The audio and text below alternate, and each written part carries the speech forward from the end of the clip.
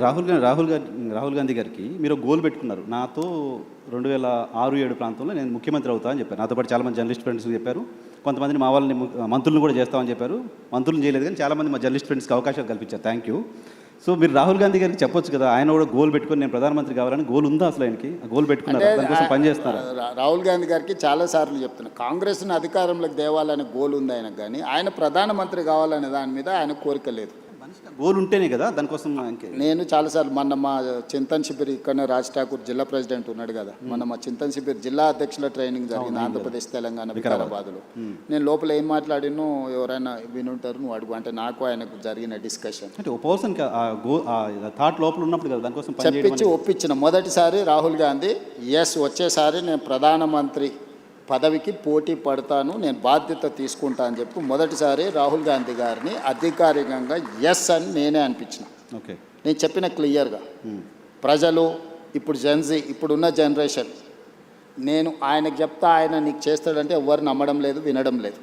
నువ్వేం చేస్తావో, నీ కమిట్మెంట్ ఏంది, నువ్వేం చేయదలుచుకుంటావో నువ్వు డైరెక్ట్గా చెప్పమంటున్నావు. ఇప్పుడున్న పాలిటిక్స్ను నేను స్విగ్గీతో పోలుస్తాను. ఇప్పుడు జనాలు వితిన్ మినిట్స్ డెలివరీ కావాలని కోరుకుంటున్నారు. పొద్దున ఆర్డర్ ఇస్తే రాత్రికి వచ్చే దాని మీద లేరు జనాలు, కావాలి కొత్త ఆర్డర్ రెడీగా ఉంటారు. సో స్విగ్గీ పాలిటిక్స్లో ఈరోజు నువ్వు ఎట్లా పర్ఫామ్ చేస్తావు అనే దాని మీదనే ఆధారపడి ఉంటుంది.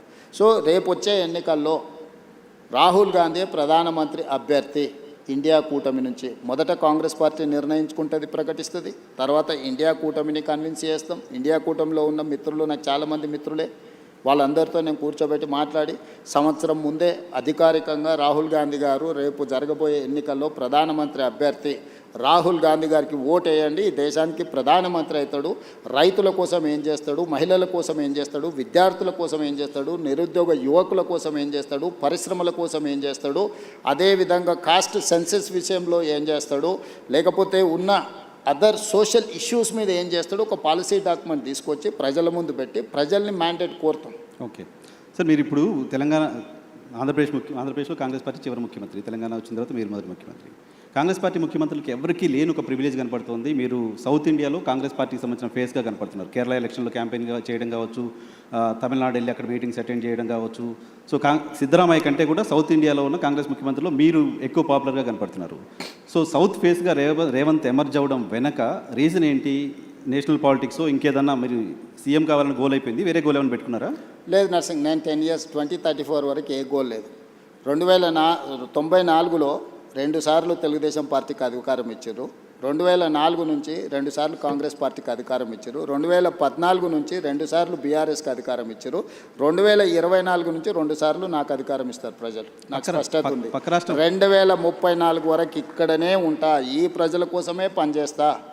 $1 trillion ఎకానమీని అక్కడికి తీసుకెళ్ళి 2047కి $3 trillion ఎకానమీ ఏదైతే మన నరేంద్ర మోడీ గారి ముందు స్పష్టంగా చెప్పినాం, భారతదేశం $30 trillion ఎకానమీ ఏదైతే వికసిత్ భారత్ 2047 లక్ష్యంగా పెట్టుకున్నారో, ఈరోజు మనము 3% లోపల జనాభా ఉంటే 5% జీడిపి కంట్రిబ్యూట్ చేస్తున్నాం.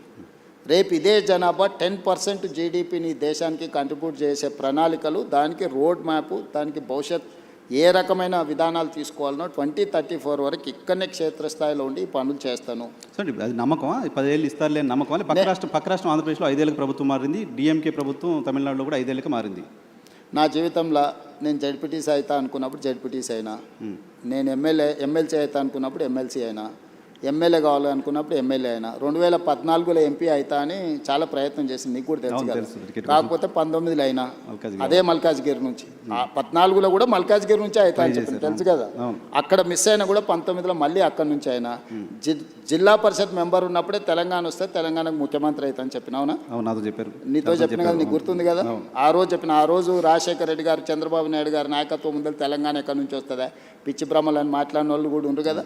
వచ్చింది కదా, వచ్చిన తెలంగాణకు ముఖ్యమంత్రి అయినా కదా.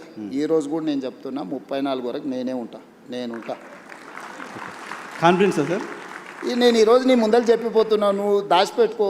34 తర్వాత నేను జాతీయ రాజకీయాల వైపు పోయినప్పుడు ఆ రోజు వచ్చి నువ్వు అడుగు. ఆ రోజు చెప్పి 34 వరకు ఇక్కడ 34లో గెలిస్తే కూడా రేవంత్ రెడ్డి సీఎంగా ఉండరు, వెళ్ళిపోతారు. 34 తర్వాత మొత్తం 100% సీట్లు గెలిపించి కాంగ్రెస్కి అధికారం ఇచ్చినా కూడా నేను ముఖ్యమంత్రి పదవి తీసుకోను. నేను తర్వాతి తరానికి బదిలీ చాలా పెద్ద చేస్తా. స్టేట్మెంట్ ఇస్తున్నారు సార్. పెద్ద స్టేట్మెంట్ నీకు చెప్తున్నా, అందుకే నీకు చెప్పాలని నీకు చెప్తున్నా. ఓకే.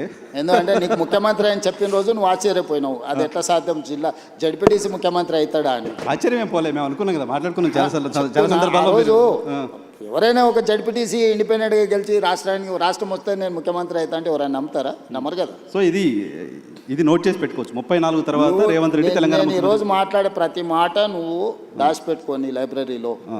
నీకు అవసరమైనప్పుడల్లా చూసుకో. ఓకే. నేను ఈరోజు చెప్తున్నా 34 వరకు నేను ముఖ్యమంత్రిగా 34 తర్వాత 34 తర్వాత పార్టీ ఎవరిని చేస్తే వాళ్ళని ముఖ్యమంత్రిని చేస్తాను, నేను గాను. అవకాశం ఇస్తే కూడా మీరు కాదు. నేను తీసుకోను, నాకు చాలా, నాకు తెలుసు నా లైఫ్. ఎక్కడ ఉంటారు మీరు? ఇంకా యంగ్ ఉన్నారు సార్, ఇంకా 30 ఏళ్ళు పాలిటిక్స్ చేస్తారు. జాతి దేశం చాలా విశాలంగా ఉంది, దేశానికి కూడా సేవలు అందిస్తా. ఓకే. జాతీయ స్థాయిలో నేను నా అనుభవాన్ని దేశం కోసం పంచుతా. నాకు దేశం పట్ల భక్తి ఉంది. నేను ముందే మన మోడీ గారి ముందర చెప్పిన పైలా దేశ్ దూసరా జనతా తీసరా దల్, అంటే మొదట దేశము, తర్వాత ప్రజలు, తర్వాత పార్టీ, తర్వాత నేను. సో నాకు ఒక స్పష్టత ఉంది. ఈ స్పష్టతలోనే ఇక్కడి వరకు వచ్చిన.